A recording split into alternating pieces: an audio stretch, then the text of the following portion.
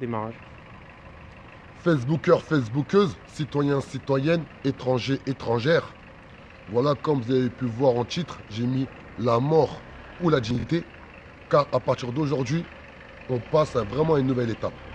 Je vous demande s'il vous plaît, je vous en conjure, je vous supplie, oubliez tout ce qu'on a fait pendant 2 ans. On va capitaliser sur ce qu'on a fait pendant 2 ans, car ça a été nécessaire et ça nous a beaucoup apporté en termes logistiques, humains et en termes de connaissances, mais il faut passer à autre chose. À partir d'aujourd'hui, on va monter vraiment un échelon.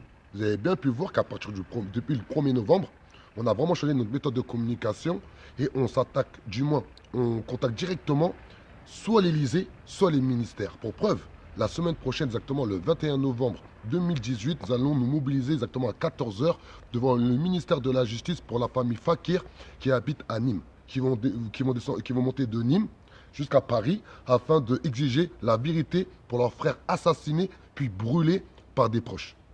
Et une policière était au courant. Pour vous faire comprendre qu'on ne traite pas des petits sujets de bas étage ou des petits sujets pour avoir du buzz ou de la lumière ou quoi que ce soit. Pourquoi j'ai mis la mort ou la mort ou la dignité? Regardez ici. Regardez. J'ai grandi à Aulnay-sous-Bois au 3000 dans le 93. J'ai grandi dans une cité très défavorisée. Lorsque j'étais petit, moi, à partir de 14 ans, j'étais autonome. Clair, 14 ans, j'étais déjà autonome, j'avais pas besoin de mon père ni de ma mère pour pouvoir subvenir à mes besoins. On m'a dit, Adama, dans ce monde-là, il y a des codes à respecter pour pouvoir réussir, soi-disant, à la française. J'ai eu mon baccalauréat. J'ai été à la fac. J'ai été fonctionnaire. J'ai dû faire effacer mon casier judiciaire pour être fonctionnaire. J'ai travaillé pendant 10 ans en sein de la mairie d'Aulnay-sous-Bois en tant que directeur d'antenne jeunesse. C'est-à-dire j'avais des hautes responsabilités, ou du moins des petites responsabilités, mais pour nous, jeunes issus de quartiers de banlieue, de cités stigmatisées à longueur de journée, pour moi, à titre personnel, c'était une réussite. J'ai jamais manqué de respect à quelqu'un. Je ne me suis jamais senti au-dessus des autres. J'ai toujours respecté la loi, parce qu'à preuve du contraire, ça fait plus de 14 ans que je n'ai pas mis un pied dans un commissariat par rapport à des actes de délinquance. J'ai toujours payé mes traites. J'ai toujours payé mes charges. J'ai jamais eu de dette. Le jour où je me suis dit que je suis un réel Français, je vais faire bouger les choses. Et bien, ce jour-là, j'ai eu tous les problèmes au point qu'ils veulent ramener des gens pour venir cambrioler ma maison. Car pour moi, c'est un cambriolage qu'ils veulent faire l'État français aujourd'hui. Mon frère qui est derrière, qui est en train de filmer, qui a grandi en banlieue comme moi, il va vous dire une chose. C'est lorsque nous, on grandit en banlieue, dans nos cités, clairement, on n'est pas des Français. Car les institutions nous reflètent toujours à notre origine et à notre confession, mais jamais à notre nationalité. Oui ou non, ce qu'apprends tu contre mon frère? C'est vrai ou pas? Non, tu parles pas, C'est mais vrai. merci. Elle est la réalité. C'est-à-dire, moi, exactement, je me suis éveillé, émancipé, je me suis senti français exactement à 32 ans. À 32 ans, je me suis dit, Adama, t'es un Français. Et bien, ça a été, je crois, la plus grosse erreur de ma vie.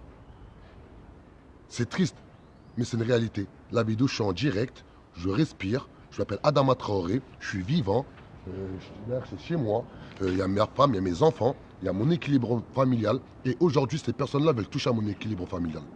Je vous promets que le jour qu'ils viendront devant chez moi, je vais tous les gazer. Personne ne va rentrer chez moi. À part s'ils m'interpellent, ils me ramènent en garde à vue. Après, ils rentreront chez moi, cambrioler chez moi. Aucun cambrioleur rentrera chez moi. Car le trésor public, comme j'ai pu mettre en lien, j'ai tout fait pour essayer de trouver une solution avec eux.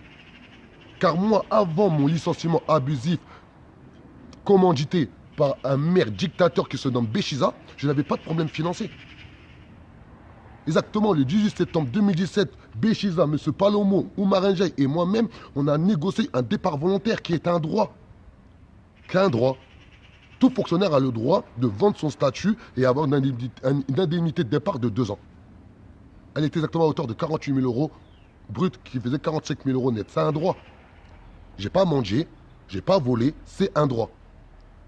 Eh bien, ces personnes-là, ces tracailles au col blanc, sont permis de me faire m'asseoir sur mes indemnités de départ. Et aujourd'hui, je suis endetté jusqu'au cou. Mais regardez, je garde la tête haute, car je suis un révolutionnaire. Je garde toute ma conviction déterminé à me dire qu'il faut changer les choses en France. Car la France est un beau pays, car la France elle a une belle histoire. Car la France aujourd'hui, elle nous a donné beaucoup à nous tous. Mais vu qu'aujourd'hui on mélange la France avec la politique capitaliste, oligarchique, aristocratique de merde, on n'arrive pas à dissocier les deux. S'il vous plaît, il faut qu'on élève le débat politique. S'il vous plaît, il faut qu'on s'émancipe. S'il vous plaît, il faut qu'on soit tous responsables pour nos enfants, pour nos futures générations. Désolé, je suis fatigué, car croyez-moi, ce que je vis personnellement, c'est très difficile. Mais j'ai de la chance aujourd'hui, il y a beaucoup de personnes qui me donnent de l'amour, qui me donnent du respect, qui me donnent de la force et qui me donnent pas une lueur d'espoir, beaucoup d'espoir. Car beaucoup de personnes ont compris que le vote est une arme. Beaucoup de personnes ont compris que le vote aujourd'hui, il a été kidnappé par cette politique capitaliste. Et nous, il faut qu'on crée une politique humaniste, où l'humain soit entouré de justice. Mais sans vous, rien n'est possible. Arrêtez de faire les victimes. Arrêtons de faire les victimes. Prenons l'arme du vote. Arrêtons de brûler. Arrêtons de casser. Mais par contre, s'ils nous agressent, on se défend. Donc s'ils viennent chez moi, je vais tous les gazer. Je peux pas être plus clair. Ils viennent chez moi, je les gaze. Car je défends ma famille. Car si moi je défends ma famille, je défends pas ma famille, qui va défendre ma famille?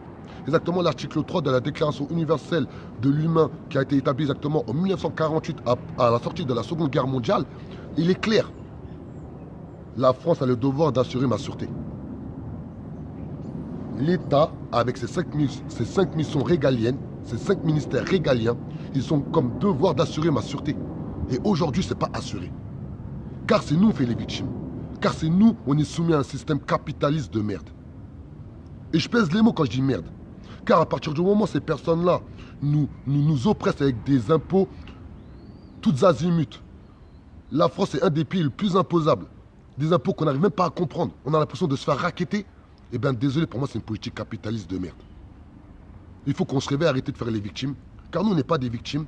Je défie quiconque de m'appeler pour essayer de comprendre les tenants et les aboutissants. Mon numéro de téléphone, c'est 06 31 07 37 28. Je répète, le 06 31 07 37 28. Et je vais m'en arrêter là. Non, je vais m'en arrêter là sur une phrase toute simple. Je ne suis pas un prophète. Je ne suis pas une personne qui a pas de défaut. Je ne suis pas une personne on n'a rien à me reprocher. Non. J'étais un gros délinquant dans ma vie. Donc personne n'a des choses à me reprocher. Mais ce qui est sûr et certain, ça fait exactement 1 an et demi. Et là, ça va faire 2 ans exactement au mois de janvier. On n'a rien à nous reprocher. Les gens nous parlent de la forme, mais je défie quiconque de regarder toutes nos publications et vidéos et écrits exactement depuis 15 janvier 2017 à ce jour. On n'a fait que évoluer. On n'a fait que élever le débat politique.